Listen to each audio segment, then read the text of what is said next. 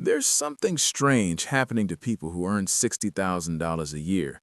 They can't save money. But here's the part that doesn't make sense. Neither can the people earning $90,000 or $120,000. You'd think that somewhere between $60,000 and $120,000, saving money would get easier. But for most people, it doesn't. The bank account at the end of the month looks almost identical. Same stress, same "I'll start saving next month" feeling. So if it's not the income, what is it? Let's take someone we'll call Sarah. Sarah lives in Austin, Texas. She's 29, works in marketing, makes $72,000 a year. After taxes, health insurance, and a 401k contribution, she takes home about $4,200 a month. That sounds like enough, right? Here's where it goes. Rent for a one-bedroom apartment, $1,500. Car payment on her 2022 SUV, $520. Car insurance, $180. Student loan, $340. Groceries and food, $600. Gas, $200. Phone, internet, subscriptions, $150. Gym membership, $80. We're at $3,570. She still has $630 left. That should be savings. But then there's dinner with friends, a birthday gift, new work clothes because our office went back to hybrid, an unexpected vet bill, a weekend trip she booked 2 months ago. By the end of the month, there's maybe $100 left, sometimes less. Sarah isn't reckless. She's not buying designer bags or eating out every night. She's just living a normal middle-class life. And somehow, that's the problem. Here's what most people miss. Sarah thinks her baseline is $3,570, but it's not. Her actual baseline, the life she's committed to financially, is $4,200, because that $630 isn't really discretionary. It's already spoken for by the lifestyle she's chosen. The social life that comes with living in a city, the assumption that she'll replace her laptop when it slows down, the belief that a $520 car payment is just what cars cost now. She's not overspending, she's spending exactly what her life requires. And that's the trap. Because when you design a life that costs 100% of your income, you don't have a money problem, you have a lifestyle design problem. Let's look at the car for a second. $520 a month for 72 months, that's $37,440 total. But here's what nobody thinks about. If Sarah had bought a $15,000 used car instead and invested that $520 difference every month for 6 years at a conservative 7% return, she'd have over $50,000.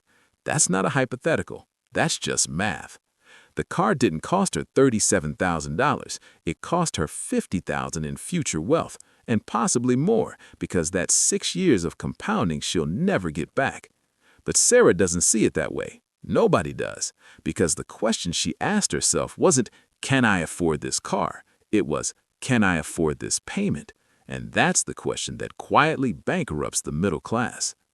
So why do smart, educated people keep making this mistake? Because we're not wired to think in systems, we're wired to think in moments. $520 a month feels manageable. $37,000 feels terrifying.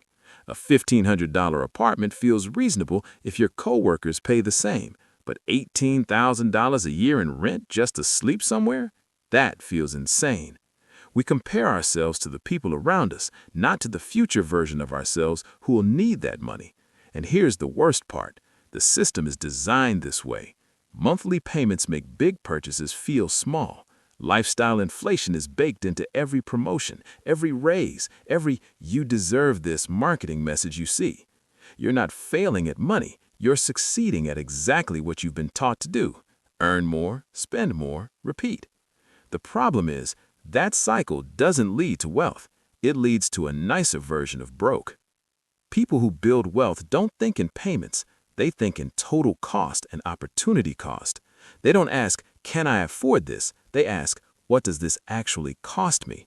Not just in dollars, in time, in freedom, in future options. They design their life around a number that's lower than what they earned, not because they're cheap, but because they understand that the gap between earning and spending is the only number that matters. That's it. That's the entire game. If you earn $4,200 and spend $4,200, you have zero financial power. You're one bad month away from debt.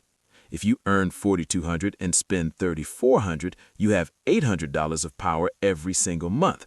That's $9,600 a year. That's an emergency fund. That's investing. That's the ability to say no to a job you hate. Wealth isn't about earning more. It's about building a life that costs less than what you make and protecting that gap like your future depends on it, because it does. So if you're stuck in the cycle, here's the uncomfortable truth. Your income probably isn't the problem. Your lifestyle is.